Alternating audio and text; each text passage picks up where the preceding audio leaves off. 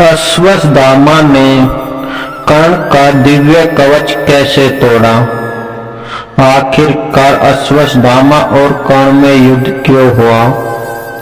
यह उस समय की बात है जब अंगराज कर्ण अश्वत्थामा के पास आते हैं और अश्वत्थामा वह शस्त्र विद्या की अध्ययन कर रहे हैं। तभी अश्वत्थामा ने कहा कि मैं इस धरा का सबसे शक्तिशाली योद्धा हूँ। मैं इतना शक्तिशाली योद्धा हूँ कि मैं तुम्हारे कवच को भी आसानी से तोड़ सकता हूँ। तब अंगराज कर्ण कहते हैं कि ये तुम्हारी लालसा सिर्फ लालसा ही रह जाएगी, क्योंकि मेरे दिव्य कवच को किसी भी अस्त्र शस्त्र से भेदा नहीं जा सकता। परंतु अश्वत्थामा अपने पिता की विद्या पर इतना घमंडी हो गया कि उसे दूसरे की शक्ति का आकलन ही नहीं था और वह अपने आप को सर्वश्रेष्ठ बताने लगा। तब अंगराज कर्ण ने कहा कि यदि तुम अपने आप को सर्वश्रेष्ठ मानते हो तो तुम यह भी प्रयास करके देख लो। तब अश्वत्थामा कर्ण के दिव्य कवच पर अनेकों अस्त्र शस्त्रों का वार करता है, परंतु उसके सभी अस्त्र शस्त्र ध्वस्त हो जाते हैं। तब वह वैष्णव अस्त्र का भी प्रयोग कर्ण के दिव्य कवच पर करता है। वह भी कवच को ध्वस्त नहीं कर पाया और नष्ट हो गया। तब अंत में अश्वत्थामा क्रोध होकर ब्रह्मास्त्र का प्रयोग करता है और ऊपर ब्रह्मदेव भी यह देखकर बहुत विचलित हो जाते हैं, पता नहीं क्या होगा।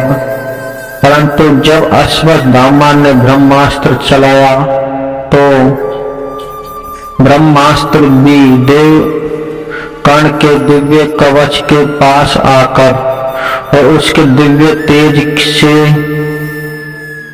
आकर ही और उसके पास पहुंचकर ही कर्ण के दिव्य कवच से जो तेज निकला उससे ही नष्ट हो गया।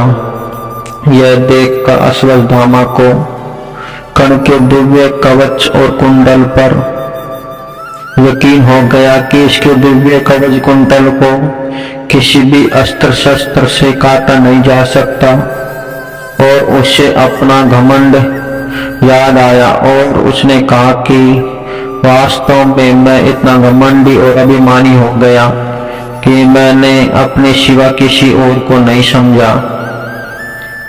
वास्तव में कर्ण का दिव्य कवच कुंडल इतना शक्तिशाली था कि वह चाहता तो तीनों लोकों पर अपना राज्य स्थापित कर सकता था, परंतु उसने कभी भी अपने दिव्य कवच कुंडल का कभी भी दुरुपयोग नहीं किया और उसने सदा धर्म और दान पुण्य ही करना अपना जीवन का उद्देश्य समझा।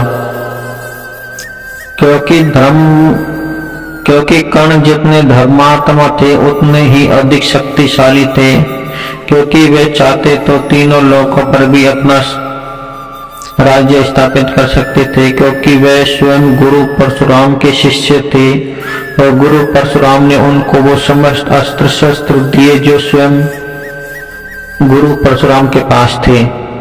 इसलिए उन्हें हराना किसी के लिए भी संभव नहीं था। अब तो आपका समझ आ गया होगा कि कर्ण का दिव्य कवच कुंडल कितना शक्तिशाली था। यदि आप इससे सहमत हैं तो वीडियो के कमेंट में अवश्य बताना।